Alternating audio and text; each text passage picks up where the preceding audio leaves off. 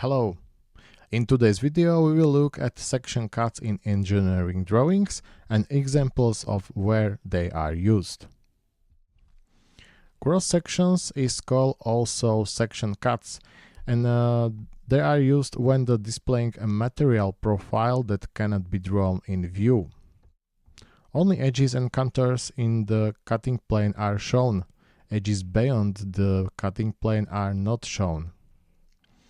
If the cross-section image breaks up into several separate parts, section view must be used instead of a section cut. For complex parts, such as this shaft, it is advisable to use a section cut that extends out of view. That is connected to the view by a thin dotted line and is positioned close to the view.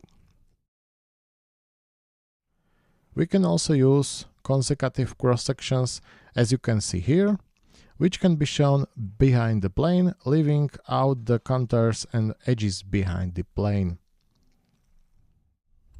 The section area is not marked if we're drawing these types of parts: ribs, stiffeners, long solid and sheet metal parts, bearing, rolling elements, teeth of gears and sprockets, groove of grooved shaft, and full section parts such as bolts, pins and pens. That is all for today's video. If you like this content, please like, comment or subscribe on this channel, and we will see you in the next time. Bye.